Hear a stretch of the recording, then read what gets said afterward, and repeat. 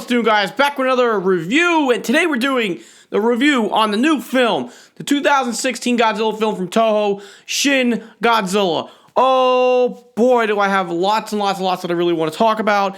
I had to write 2 pages of notes here because I just think that there's just a lot that I want to talk about. I could probably sit here for an hour, and I really don't want to do that, even though I probably can. Awesome movie. I'm going to come out and say it. I loved the film. I loved it. It's not perfect, but I love the film. I'm going to say that... All right, let's hold on. Let's back up for a second. So, Shin Godzilla. How did this happen? 2014, we saw Legendary put out Godzilla 2014. So, I think, much like in 1998 when Gino came out, you know, that prompted Toho to come back and say, hey, we're going to do Godzilla, we're going to do it right. But TriStar did Godzilla wrong, and we're not going to get into that. So when Legendary did Godzilla 2014, you know, now that's what, 10 years after Godzilla Crap Wars, Final Wars, sorry. So that's a whole decade without a Godzilla film. So Godzilla 2014 comes along, and Toho sees that Godzilla is still a marketable franchise. So what does Toho go and do? They say, hey, let's bring back the king of the monsters. Let's bring back the real Godzilla, okay? Their Godzilla. So after 2014 came out, Toho started, they put together what they called a Godzilla convention, a Godzilla conference, a GodziCon in Japan with Toho executive and a bunch of other filmmakers, you know, within Toho. And they put together this committee and says, basically, we want to bring Godzilla back, and we want to do it with a new generation of film creators, new generation of Godzilla fans, and we want to do it right, you know, basically, you know, not word for word from what I'm saying, but that was the idea, is new film creators, new ideas, bring them to the table, bring us something new, something that's going to, like, you know, create a benchmark for the Godzilla franchise. I will go and say that I should have brought some water. My throat's already chafing. I got my notes all over the place. So let's see. Shin Godzilla came out in Japan July 29th in Tokyo, in Japan. Premiered in Japan. The premiere was in Shinjuku at Toho Cinemas attached to Hotel Gracery. And then, you know, all us Western fans here in the United States and around the world were wondering, when are we going to get the film premiere in our theaters around the world? You know, specifically here in the United States, we were like, oh man, when's it going to happen? When? So I think it was in August, end of August, where we found out that the film was going to be screened in about 440 theaters throughout the country. Limited screening for 1 week only. So I'm like, all right, good. And that was going to happen in October 11th to the 18th. Bam. So I was fortunate enough to get together with some local New England Godzilla fans. And we went on Saturday, October 15th at 1 p.m. showing in Revere, Massachusetts at a Showcase Cinema. The movie theater itself was really nice. You had nice reclining seats and everything. It was really comfortable. So good on Revere Showcase Cinemas. But so October 15th was the day. Who did we go? It was me, my wife, Jessica Etchels, Jordan Bradley and his girlfriend, Amy, Andrew Wong, Michael Yee. Michael Yee, you are one kind son of a bitch. You know why, people? Like, he hooked me up with this t-shirt from the premiere that I'm wearing here, the premiere from New York. And take a look at the picture. There's a group shot of all of us. And wrapped up here, see this here? He brought me a one sheet of the movie poster. I'm still flabbergasted, you know, by your act of kindness. So really, thank you very much. I hope to repay you in some form or fashion. Maybe come over to my house and I'll shove a meatball in your face. How's that sound, Michael Yee? Yeah. Okay. Oh, there's also a mini poster too. That's Mrs. Fresh Vinyls. Anyway, you know, so there was a good group of Godzilla fans there. It was awesome. So let's get into the film, because I don't want to ramble off all over the place too much, because I already am. Let's get into the film.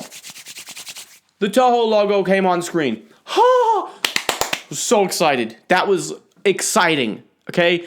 If you guys are out there that are watching and you know what it's like to see the Toho logo pop up on a movie screen in front of your face here in the United States, then you know what I'm saying, okay?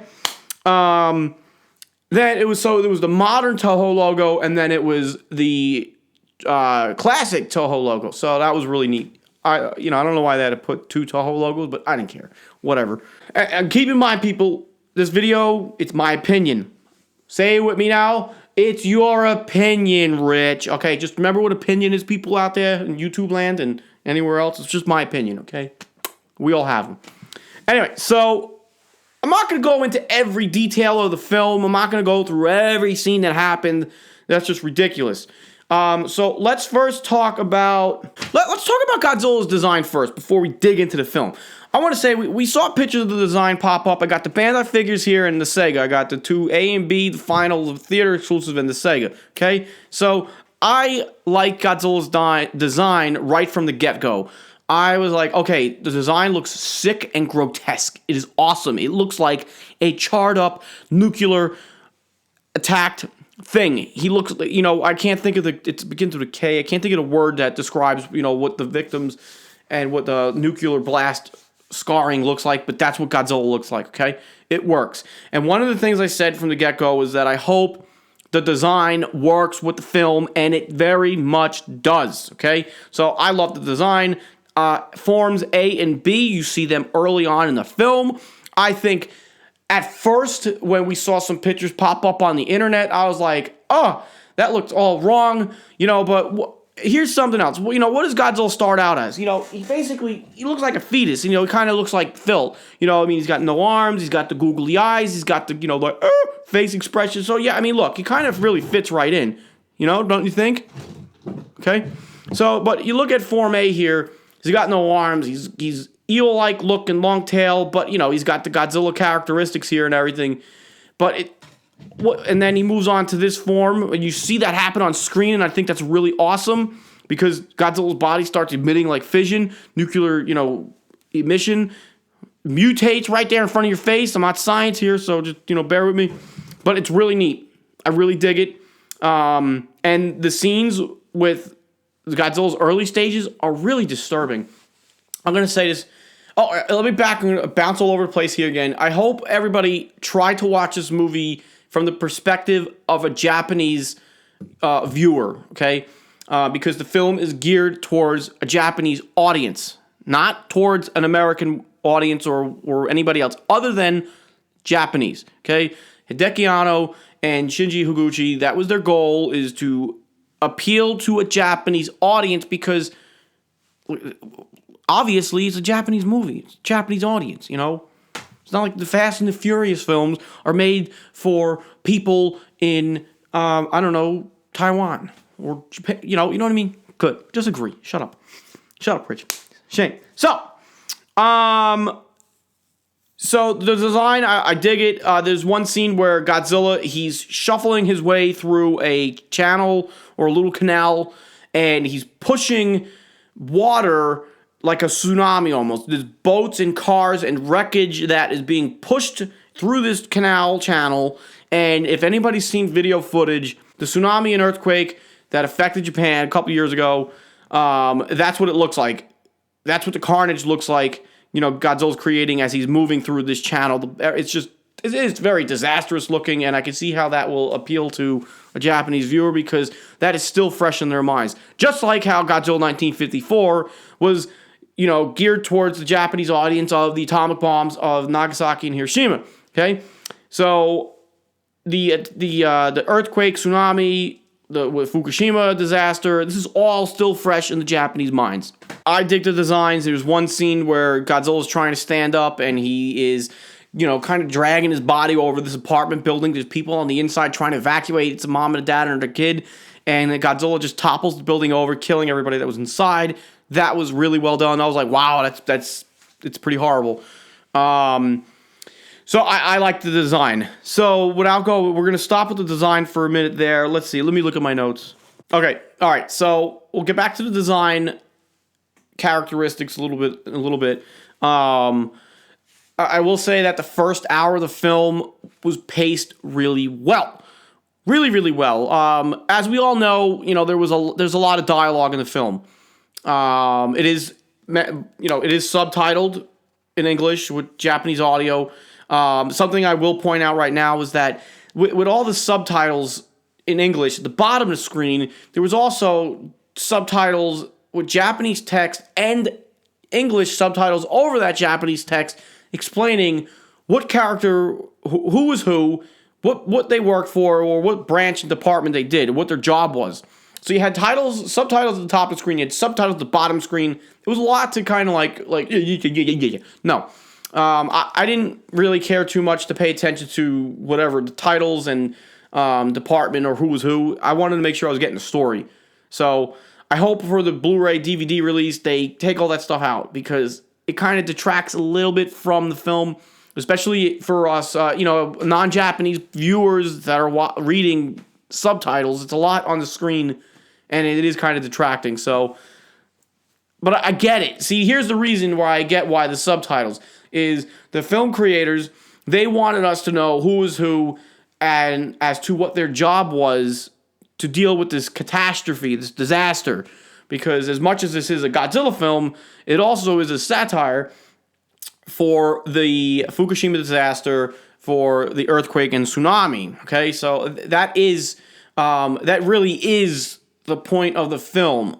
And Godzilla is the metaphor. He is the tsunami. He is the earthquake. He is the Fukushima nuclear reactor breaking down, and melting down, whatever.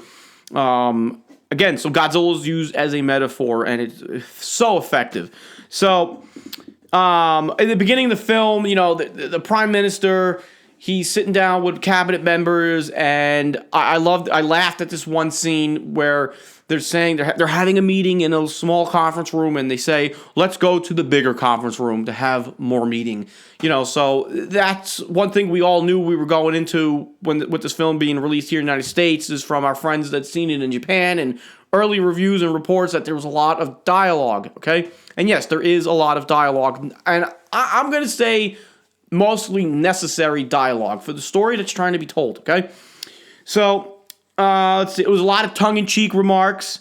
Earlier again, during Godzilla's first rampage, the Prime Minister is addressing the media, and he says, at this time, we don't believe that the creature is going to make landfall. Only seconds after he said that, to be interrupted by one of his other advisors that tells him, whispers in his ear, that Godzilla's made landfall. So I'm like, talk about getting the wrong information. And that was something that was going on with the whole tsunami, earthquake, and the Fukushima disaster. There was a lot of wrong information, confusing the general public. What's going on? What do they do? So, information is vital. And that was a clear, tongue-in-cheek, haha, this is really what happens, or what has happened in Japan with such a disaster like that, okay? Later down the road, another tongue-in-cheek moment that I could think of off the top of my head was the Prime Minister at the time, because the original Prime Minister at the beginning of the film was killed during the Godzilla attack. But the standing Prime Minister, he was having a meeting, again, with the other cabinet members, trying to decide what they were going to do to deal with the Godzilla situation. Actually, I think it was about the Yaguchi plan, which is the blood coagulate that they were using to fight Godzilla. But anyways, the Prime Minister has a bowl of ramen on his desk, and they're sitting there talking, and they conclude the meeting, and the Prime Minister looks down, and he's like, ugh, the noodles are soggy, and then he says, I knew this job would be hard. So that was like showing incompetence in the Prime Minister, because his concern was eating lunch. And because the noodles got soggy, that just goes to show that they spent way too much time debating on what they were going to do. But that was pretty funny in the aspect of the film, and another like, haha, like, it's, again, you see the message, okay? Okay, I want to go back to Godzilla's design, and then we're going to start talking about his abilities. So, I think it's really neat that we get to see Godzilla go from A, B to final, okay? Because we've never seen that on screen. It's not like the atomic bomb was dropped and poof, Godzilla appeared. No, he just didn't appear like everything we see here. No, what was the evolution process? It was touched a little bit in Godzilla vs. King Ghidorah from 1991. But now we get to see, because actually I think this is the second, third, and fourth form. The first form was a tadpole. So let's go back to the beginning of the film again. where Godzilla showed up. But later down the road, Godzilla's in Tokyo Bay, okay? He's being studied by a scientist. I'm not sure what his exact title was, but his character name was Goro Maki, that character's name has been used in 2 other Godzilla films. It was Son of Godzilla and Godzilla 84, for you that don't know. Okay? But, and here's another interesting tidbit that I found out, that if a Japanese is going to commit suicide, they place their shoes neatly, and these shoes were left in this boat that was being checked by the Japanese Coast Guard just before the initial Godzilla attack. But anyways, so it was believed that Godzilla started off as a tadpole-like sea creature that was feeding on 60-year-old radioactive drums that were dumped in Tokyo Bay. And that's how we got Godzilla. So he starts off as this form, all googly-eyed and whatnot, eel-like. He's very sea-like, fetus-like. And then on screen, we actually get to see him transform from this form to this form here, Form B. And he stands up on his legs. He starts getting little nubs. He doesn't really have arms in this stage, but his skin turned red.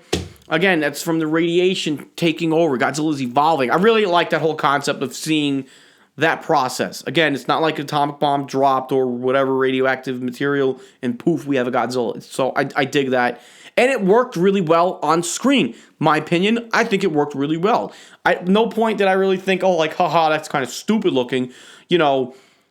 With the destruction that was happening with this baby creature, because I would still say even at the end of the film, this Godzilla is still very young, but it was kind of scary. Imagine this helpless, mindless thing coming at you, and it's just a disaster. So then, not too long later on, we see Godzilla's final form. He appears in Sagami Bay, which is also the same bay that Anguirus shows up in Godzilla vs. Gigan, if you didn't know.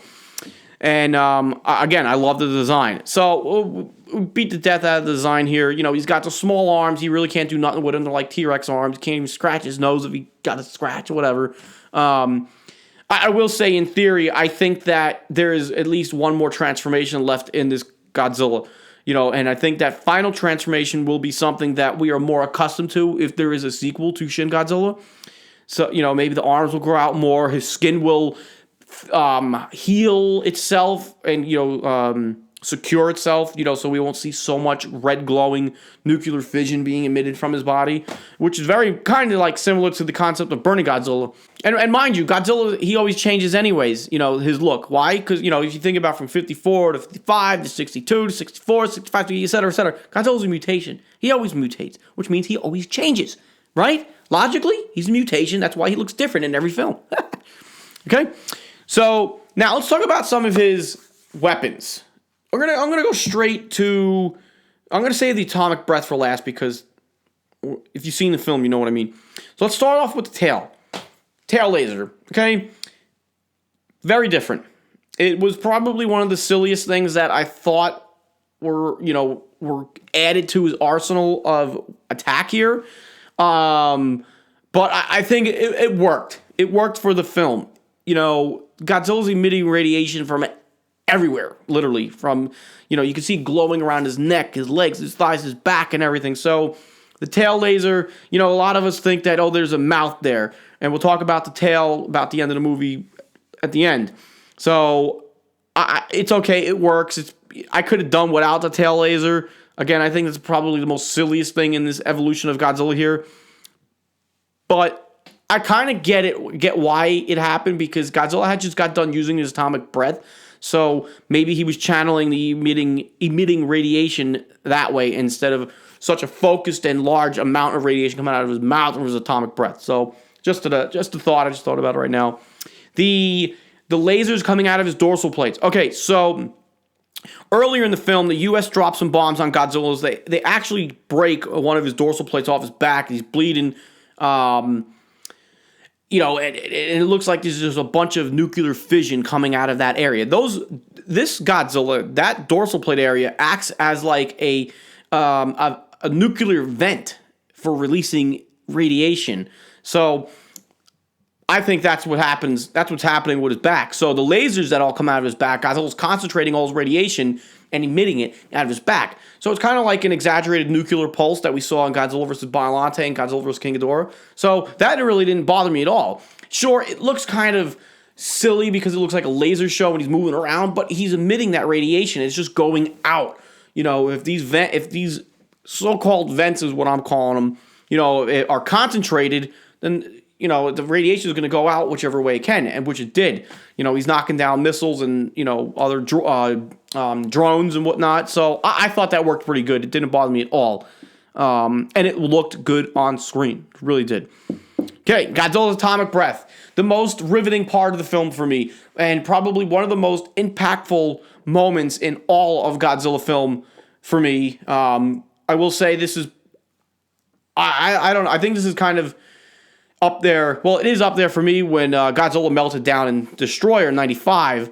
That's the last time that a Godzilla movie really gave me goosebumps through my body. When Godzilla emitted his radioactive breath in this film, I got goosebumps on my arms. It went to my back and down my spine, and I felt it all in my legs. I was like, holy shit. Like, that was the most powerful Godzilla atomic breath I've ever seen. From just it being emitted, from the destruction. And what was great, this was the first time Godzilla was using his atomic breath. It was like the first time he knew he even had it. So it's like he starts charging up and he opens his mouth. He's the split jaw, which that doesn't really bother me either. So that it works. Again, it works for the film and the design. But he starts like coughing up a lung, almost like a hairball. It's like he's clearing the vents. It kind of looks like air and fumes coming out as he's triggering his atomic breath. And then when it kicks in, he covers his eyes. Like, what kind of creatures cover their eyes as protection? I don't know, but you know what I mean. But Godzilla kind of put like a shield over his eyes to protect his eyes because he knew shit was about to get real. It was going to get really, really hot. And the breath comes out like a giant inferno. His mouth is engulfed in flames. Fire is going all over this district of Tokyo. It was disastrous. And then as he's concentrating his the nuclear radiation, the beam becomes much more finer. Okay, and it becomes like a laser beam. But again, it's concentrated radiation. And however Godzilla's anatomy works in this film is he's able to control it out of his mouth, his tail, and his dorsal spikes. So the atomic breath was nuts.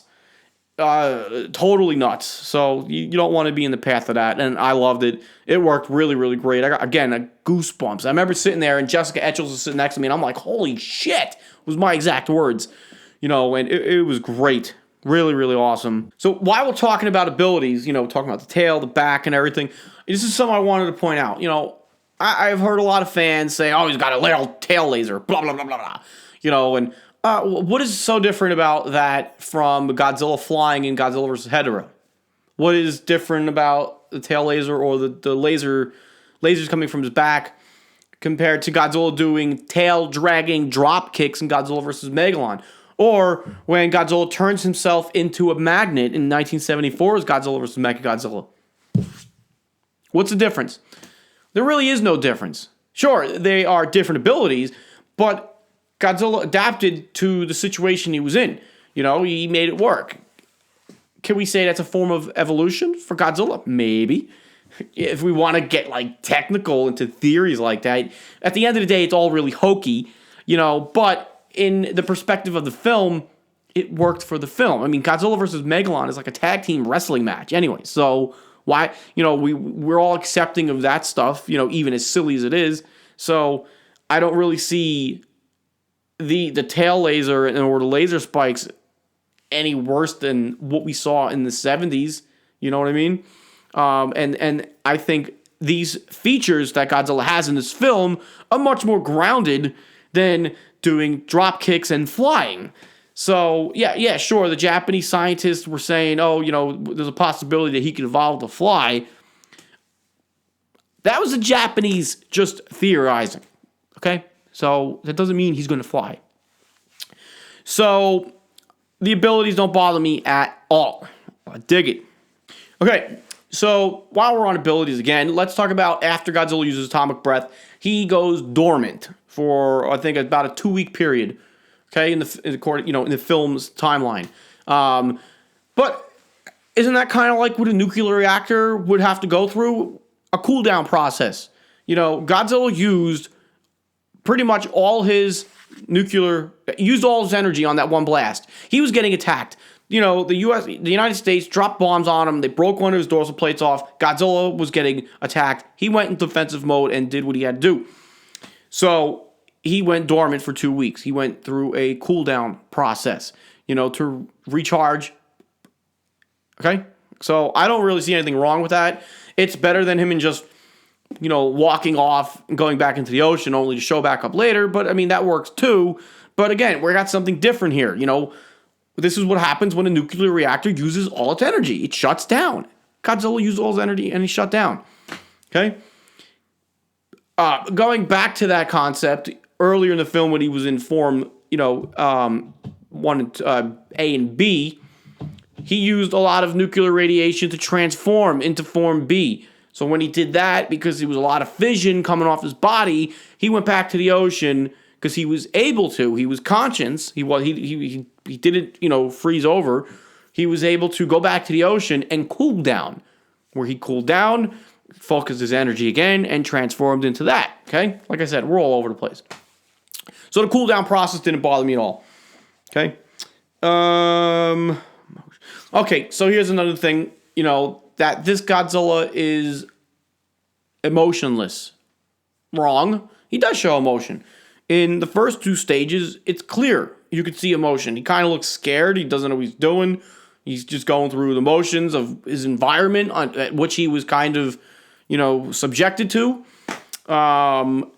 And let's see, when he uses his atomic breath, you can see he's got emotion. Oh, another thing about the atomic breath, I love when he finished using his atomic breath from his mouth and he clamped back his mouth shut, and you could hear because his mouth was like burning hot. That was really neat.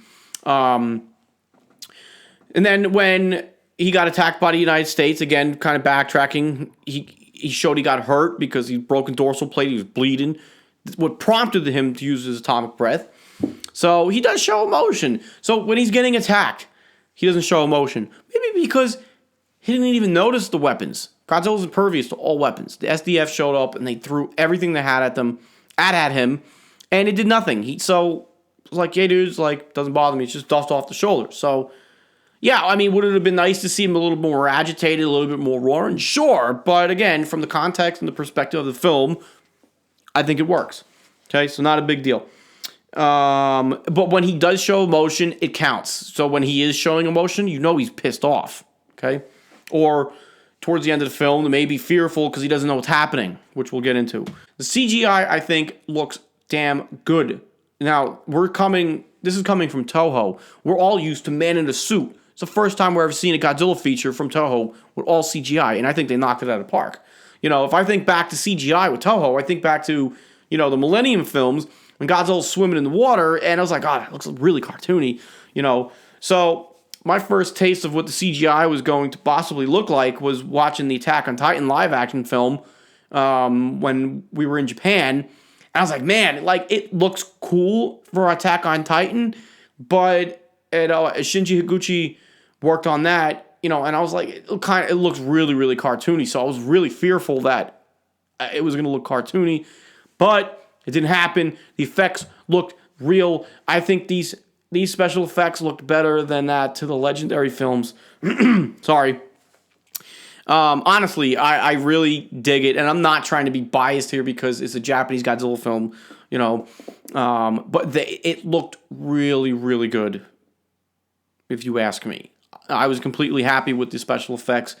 The CGI was exactly what it needed to be, so no complaints from me on that. The train sequence, which I just mentioned later in the movie, if you've seen the film, all the Japanese lines, the JR lines, the Metro lines, they're all loaded with bombs and any kind of explosives, and they ram them at Godzilla and knock his ass down. So that was really neat. That looked really, really good. See, I kind of feel like I can't really give the film a fair assessment, only seeing it once because there was a lot there. Let's talk about the music. Okay, the music. The composer of the film did a lot of the Evangelion. I can't even pronounce that name. I've never seen that show at all. But the music, when they first showed the trailer for the film, I was like, this music don't fit at all. But now that I've seen the film, I, in my opinion, can say that the trailer used the music wrong, was not good for the music, because I think the trailer was just edited all wrong, and the music, it just didn't work. So now that I've seen the film and seen the new soundtrack, it works, and I dig it, and I've actually been whistling it a lot today. So the music was good. There was some Ifukube themes thrown in. The 54 theme was used a bit when the first form Godzilla is dredging his way through, the one prefecture of Tokyo, and that worked really well. Then there was the Godzilla's March from Terror of Mechagodzilla used, and I was like, I thought it felt out of place, but seeing everything happen on screen, it worked. If I had to make a complaint about anything, I wish the music was remastered. Maybe, like we heard the Godzilla 54 theme and the Terror of Mechagodzilla theme, in person at G-Fest, at the Ifukube concert that John DeSantis put on, and those sound great. They are essentially remastered recordings, and we have those. So Toho just used the original recordings from those films and just put it into the new film, and I was like, man, it could have so much more depth if those were remastered recordings, but it's a minor hit. I'm not really complaining because it was great to hear Ifukube themes in this film, and they worked for the most part. I was a little worried that they weren't going to fit right, or the action that was going on, but everything worked great, so no complaints. And again, the new score, I dig it. And it really is good. I actually think you could pick up the soundtrack on iTunes, okay? Human actors. I'm not really good with the names of the actors and actresses, but I think they did pretty good. There was a lot of witty moments. There was a handful of funny moments, that we actually laughed at, even though, again, this was geared towards a Japanese audience. But we're all humans here, and, we could pick up on subtle hints and things and that, whatever, so I think the acting was done really well. What's her name? Satomi Ishihari, the lead female actress. I kind of felt she was speaking Japanese and English, like she would speak Japanese and then she would speak English, and her English was broken English and it just sounded out of place, and then she'd go back to Japanese. So I'm like, why not just speak Japanese? Like, there was no reason for her to speak English in most of her scenes, okay? Now, she's supposedly some blood relative to a United States official. I don't even remember if the guy's name was Patterson or something.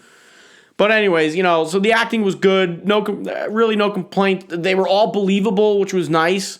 I don't think any of the actors were as bad as freaking Aaron Taylor Johnson in Godzilla 2014 because I wanted to choke him out. His acting was horrible, but that's a different story. So the human acting in Shin Godzilla, I thought, was very good and what exactly it needed to be. Everybody, again, this is a serious movie, serious tones. So good on that. All right, so let's talk about the end of the movie. The end of the movie, Yaguchi, he's one of the actors' names. They came up with what is called the Yaguchi plan, and it is a blood coagulate to freeze Godzilla's blood, which will essentially shut down the nuclear reactor inside Godzilla. Okay? So this takes like about, they were working on this before Godzilla actually used his atomic breath and shut down for 2 weeks. So maybe like a 3-week ordeal to try to get this blood coagulate to come together.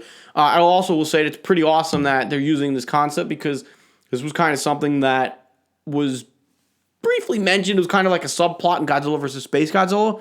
So that was the idea, the plan that the Japanese came up with to stop Godzilla. Instead of having, and this was another big major point of the film and the message that they were trying to tell the creators was, the Americans wanted to drop a nuclear bomb on Godzilla.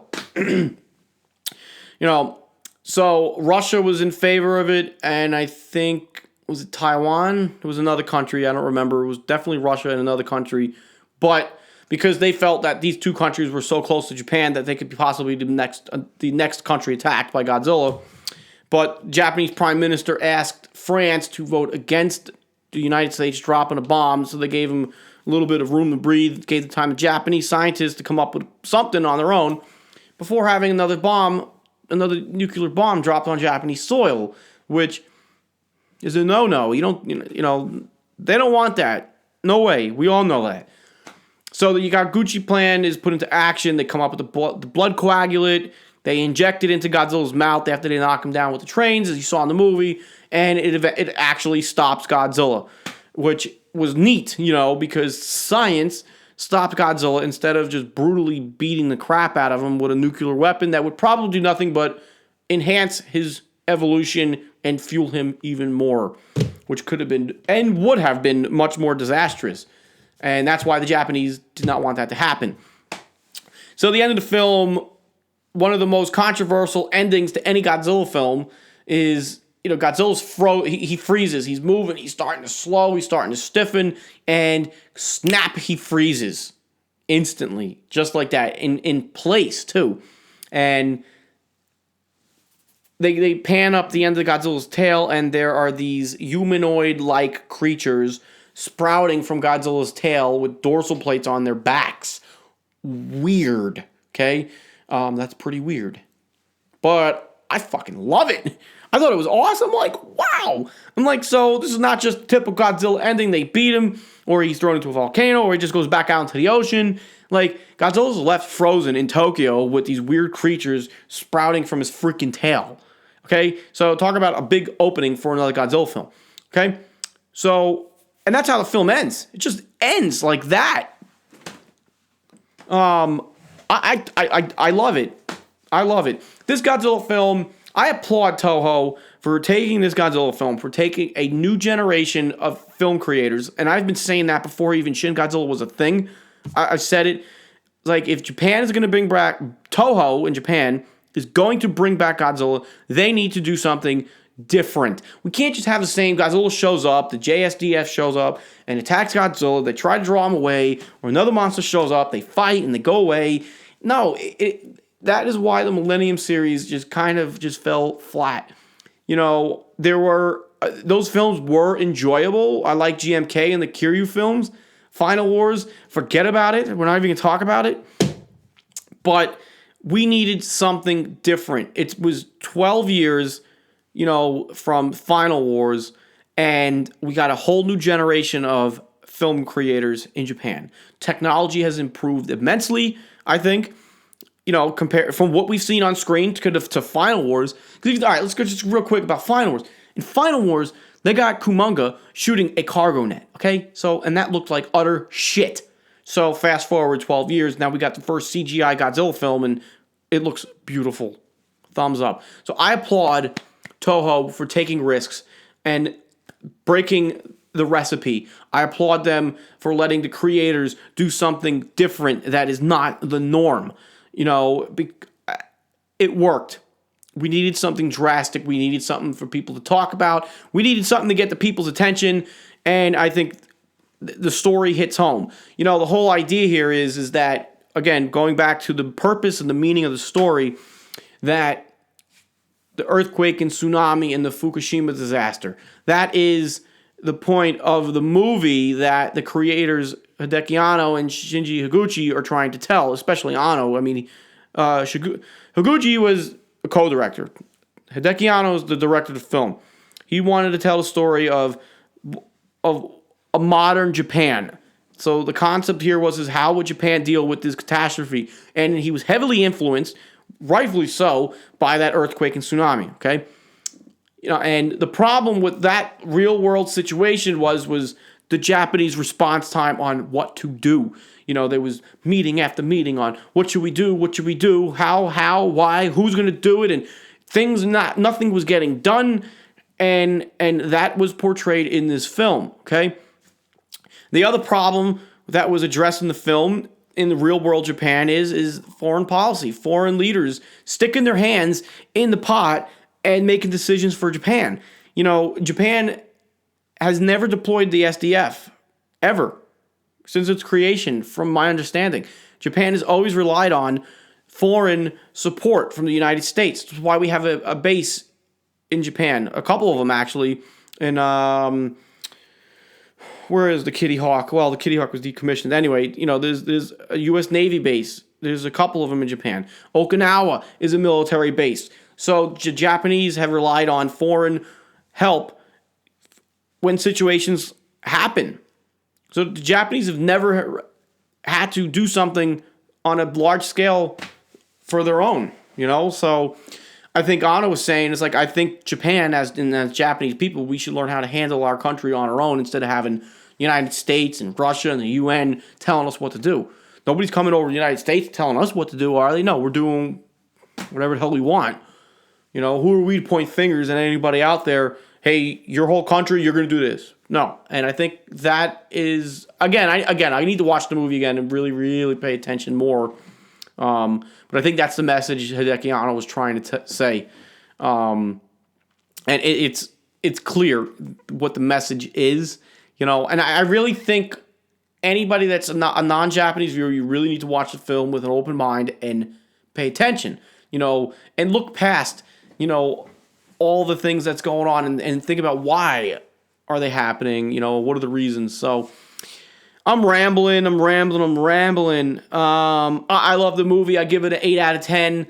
I knock it back 2 notches because, with all the meetings and everything, towards the end with the Yaguchi plan coming into action, I really felt like, damn, man, the talking is getting really tiresome. And just when I was starting to feel that, action kicked back in at the right moment. And every time Godzilla was on screen, golden, man. I don't care if Godzilla was in this movie just as much as the 2014 one. No, it's when he's on screen, it counts, okay? 8 out of 10 for me.